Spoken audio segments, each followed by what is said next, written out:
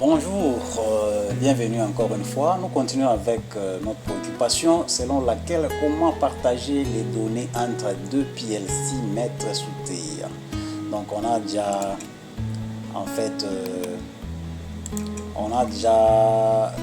réalisé les deux ateliers ici. Donc on a créé le projet, on a insérer les PLC, EC400 et EC300, on a configuré la liaison, on a déclaré les variables, on a programmé le démarrage direct sous 300 dans un FC. On a aussi mis la condition de validation venant de la station 400 avec la possibilité d'être contrôlée. Donc la fonction est contrôlée par le S7400. Il exécute aussi, le S7400 exécute aussi le programme en parallèle du 301 en parallèle. On a expliqué la fonction put et la fonction get. Maintenant, on va simuler. Donc pour cela, je vais reprendre notre projet. On avait déjà d'ailleurs enregistré, compilé. On a vu qu'on n'avait pas de problème. Donc voilà, notre projet est là. Nous avons notre PLC, nous avons donc les deux, station 400, station 300. Il faut très bien suivre ça. Très bien suivre ça. Et pour bien comprendre, il faut aller mollo, petit à petit. Donc, voilà, nous avons ici, dans cette fenêtre, nous avons le programme qu'on veut exécuter qui est dans la station SC300. Vous voyez, donc le projet est là. Nous sommes dans le PLC 2. C'est ça, celui-là. PLC 2, station 314 C2DP. Donc, et puis dans le bloc de programme démarrage direct, c'est le FC1. C'est ici que nous sommes. Donc, si je viens ici, nous sommes toujours dans la CPU SC314, mais cette fois-ci, nous sommes dans le main, le bloc principal de la station SC400. SC300. D'accord? Si je viens ici, je suis maintenant dans la CPU SC400, dans le bloc main. Vous voyez, la fonction put et la fonction get, je les ai programmées ici, dans ce bloc main de la station 400. Donc, je vous ai donné toutes les explications que la fonction put va en fait écrire dans l'autre CPU, donc entre autres dans la station 300. La fonction get va aller lire, donc il va aller récupérer les données dans la station 300. Donc, comme on voulait lire que la sortie, c'est ainsi qu'on a seulement une valeur qu'on va aller lire. On va la lire ici avec cette adresse et on va nous afficher ça ici dans notre station 400 sur cette adresse. Donc, c'est la fonction de lecture. Ici, on a besoin d'aller écrire dans beaucoup d'adresses, donc dans 3 adresses si vous voulez. C'est pourquoi on a l'adresse pour le contrôle ici. Donc ici, contrôle FC, donc le SD1 va venir écrire ici. Donc c'est l'écriture. Et puis les deux ici, pour celui-ci, il va venir démarrer ici, donc dans cette adresse. Stop ici du 400 va venir stopper dans cette adresse, va venir écrire ici. Donc, envoyer la valeur. Voilà. Donc, vous connaissez un peu tout. Je n'ai pas fini la fonction get ici parce qu'on a des sorties qu'on n'a pas configurées. On va profiter avant de simuler. Je viens de le remarquer. Donc, on va mettre des valeurs ici. Ici, on a utilisé 3.0.1. Donc, je vais continuer. Je vais mettre simplement 3. M3.2. Ici, je mets M3.3. Ce sont des variables de la station S7400. Vous l'avez compris, ça n'a rien à voir dans la station 300. Ça reste dans la station E400. Il permettra de voir si on a exécuté, s'il y a des erreurs et on a les status. Okay? Ici, j'ai utilisé MW5. J'allais mettre 50. Voyons 5. Normalement, il va fonctionner, il n'y a pas de problème parce que là, on n'a pas utilisé l'octet 5. Bon, je peux laisser ça comme ça, MW5. Alors ici, je vais utiliser MW7.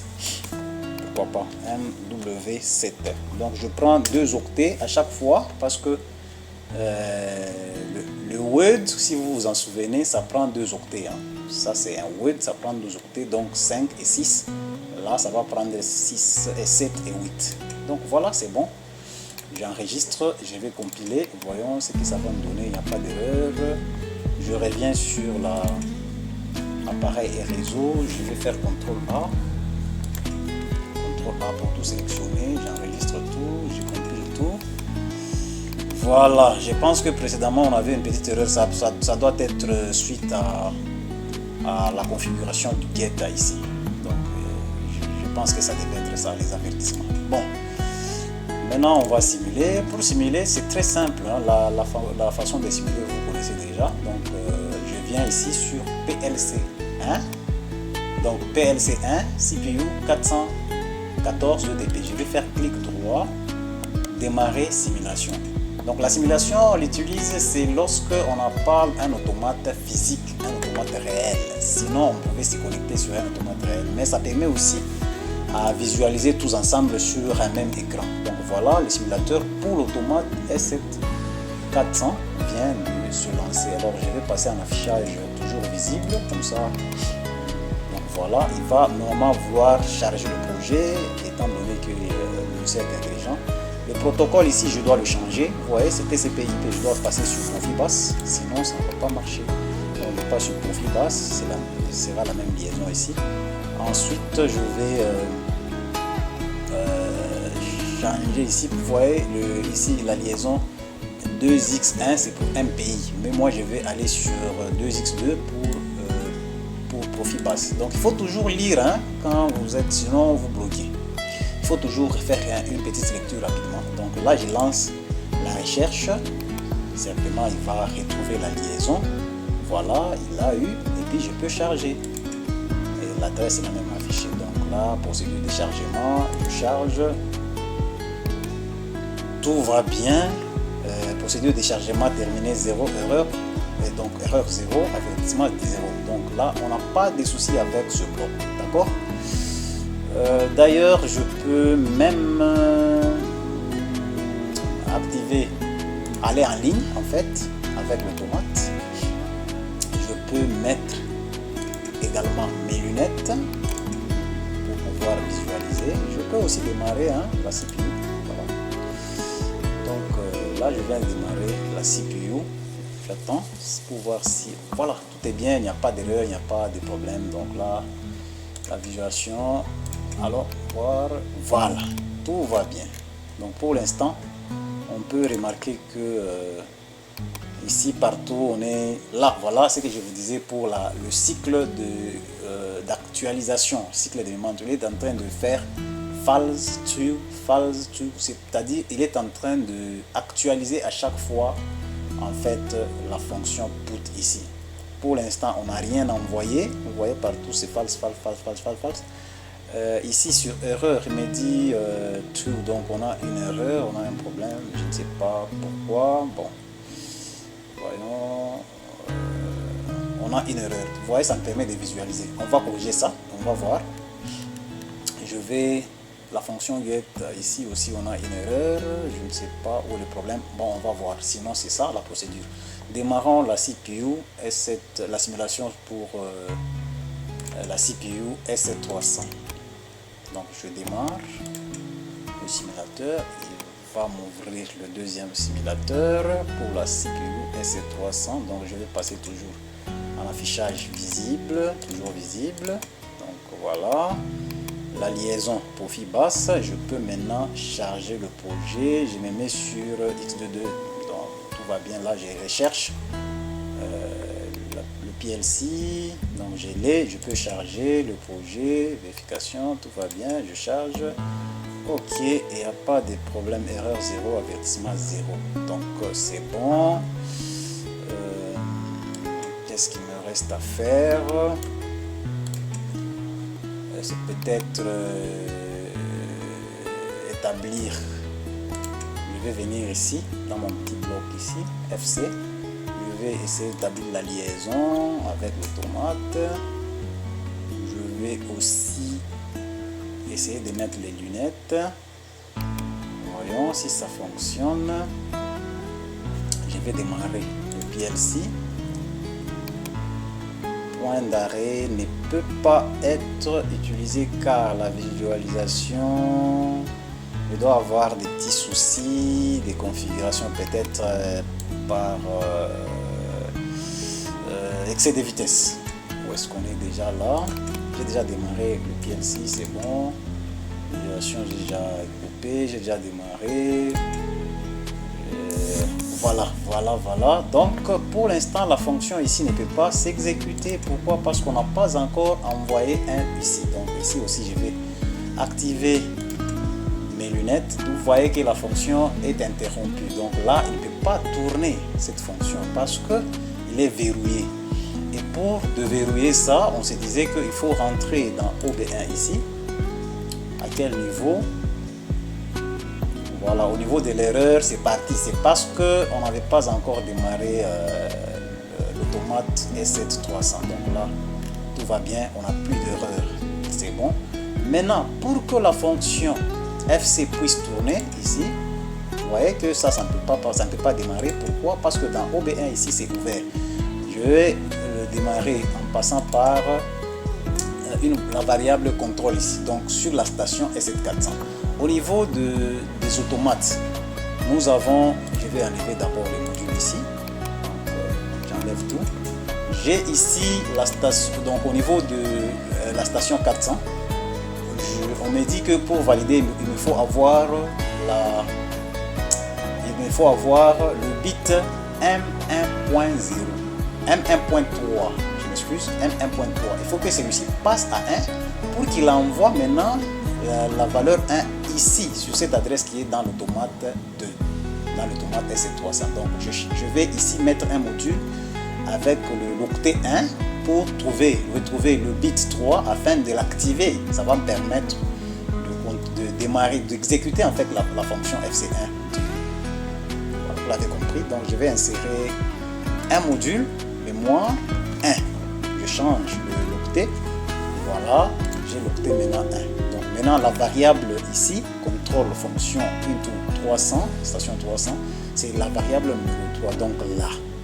Remarquez que maintenant, si je valide là, lui va venir dans l'automate S7300 sur la mémoire M2.0, activer ça. Donc sur le 300, on va insérer aussi une mémoire qu'on va mettre M2. Donc, on va donner l'octet 2. D'accord? Maintenant, lui va m'activer ici, l'octet 2.0. D'accord? On va essayer. Donc, je viens sur 3, je valide. Et voilà, comme par magie, ça se passe. Vous voyez même ici que c'est activé. Si je désactive, et voilà, ça se désactive là et aussi dans l'automate S7300. Donc, pour que la fonction ici, le FC puisse démarrer, vous l'avez compris, hein, c'est parce que tout simplement on a validé ici. Maintenant là, on peut exécuter les variables ici. Bien évidemment, si on utilise les bits périphériques, ça va fonctionner parce qu'il a la validation. Et on peut aussi, à travers le S7400, donc on peut d'abord commencer par les périphériques. Hein, donc je vais faire entrer sur l'automate S7400. Je vais prendre le bouton périphérique ici, c'est l'octet 124. Donc je vais insérer un module d'entrée. Je vais donner l'octet 124. Maintenant, pour le démarrage, 124.0. Donc là-bas, je clique dessus et la fonction s'exécute. On a même le retour, hein, donc on va voir ça après. Si je relâche, il y a le maintien. Et si je appuie sur 124.1, il va stopper. Ça là n'est pas le problème. Je vais utiliser maintenant celui-ci. Et lui, on va envoyer dedans, c'est le M2.1. On va envoyer avec quelle variable? Donc je reviens dans OB1. Le stade ici, c'est M1.0. D'accord? Donc c'est à partir de là. M1.0. Pour stopper sera M1.1. D'accord? Donc ils vont envoyer ici. Et voilà. Donc je reviens dans mon FC. Je vais sur M1.0 de la station S7400. D'accord? C'est la mémoire. Et je vous avais dit qu'avec ça, on peut utiliser les mémoires, on peut les utiliser sur un terminal des supervisions. Donc sur un PC, NIHM, System SCADA. Donc voilà. Donc je démarre. Vous voyez que déjà à partir de la station 400, on peut démarrer. C'est ce que je venais de faire. Donc là j'ai démarré. Vous voyez ça, ça ferme, hein, c'est ça. Et pourtant, ça c'est une variable de la station S300. Mais je viens de contrôler ça au travers la station 400. Donc je relâche, je peux aussi stopper. Donc là je viens de stopper. Vous l'avez compris? Si je démarre, je peux aller voir si le feedback, hein, celui-ci a renvoyé. Ça c'est au travers la fonction get. Hein, get ici. La fonction get. Vous voyez, on a... on est où? La fonction get. Donc on a lu... Il doit me récupérer à partir d'où? Il récupère à partir d'ici. La sortie c'est M2. Voyons, il n'y a pas d'erreur. M2.3. Qu'est-ce que moi j'ai mis? Alors il y a eu une erreur. J'ai mis M2.2. Normalement je dois mettre M2.3 parce que là ici il doit venir lire sur la sortie. M2.3. Qu'est-ce que je fais moi? Voilà, donc là M2.3, c'est ici qu'on doit venir lire en fait. J'ai fait une erreur, donc on va changer ça rapidement ensemble. On est là, M2.3. donc je viens ici. C'est pourquoi je suis passé, j'ai exécuté un run P. Ça permet de corriger en fait. Donc je vais faire M2.3, je fais entrée.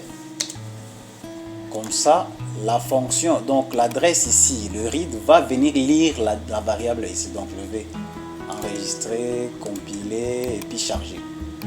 Tout simplement. Je charge. Si j'ai fait une modification, je charge et puis bon, c'est bon. Donc en temps normal, dans les conditions normales de température, de pression, je dois avoir la valeur.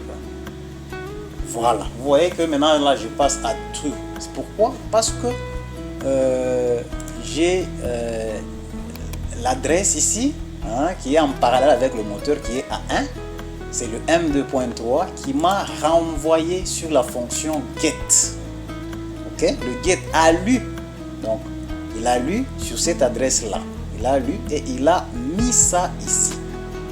Là on est à true. Si on arrête, je relâche ici. Si on arrête, vous voyez que ça passe sur false. Pourquoi? Parce qu'il a lu dans cette adresse, il y a maintenant 0. Donc vous l'avez compris, on démarre, ça passe à true. Pourquoi? Parce que ça exécute. Si on arrête, ça passe à false. Parce qu'il récupère tout simplement l'état de notre moteur. Alors, il y a quelque chose qu'on n'a pas testé en live. On est là. Si j'exécute, ça passe. Si je le lâche, ça ne passe pas. Je viens désactiver le contrôle. Hein. On se disait que la variable ici, contrôle, c'est M1.3. D'accord? De la station 400. Donc, je reviens ici sur la fonction. Je désactive ça. On peut d'ailleurs visualiser à travers le main 300. Donc là, c'est désactivé. Je reviens sur la fonction et j'essaie maintenant de démarrer. Voyez-vous que ça ne fait rien parce que tout simplement la fonction est verrouillée. Donc on ne peut pas démarrer. La fonction ne va pas s'exécuter. Même si je prends les entrées-sorties périphériques ici. Par exemple le 124 points, on se disait pour démarrer c'est à point 0. Je démarre, ça ne peut pas. Pourquoi? Tout simplement parce que il est verrouillé par la station 400. Si j'active, et bien là on peut démarrer. Donc voilà, on a tout fini. J'espère que tout le monde peut être content. On a couvert pratiquement l'essentiel, soit l'ensemble. N'hésitez surtout pas à poser des questions si jamais vous êtes bloqué quelque part. Ne manquez pas à laisser des commentaires si ça vous plaît, s'il y a des suggestions. Donc merci et à la prochaine.